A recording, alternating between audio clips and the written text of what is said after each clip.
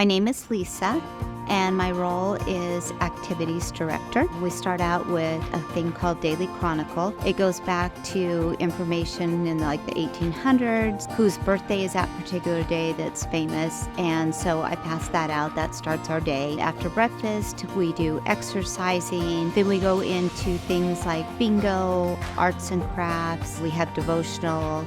We have meetings, we watch documentaries. Probably some of my favorite things with the residents are our concerts and watching the residents. Their faces just light up. I love interacting with them. I love everything about my job, and I try to make it as happy and fulfilled.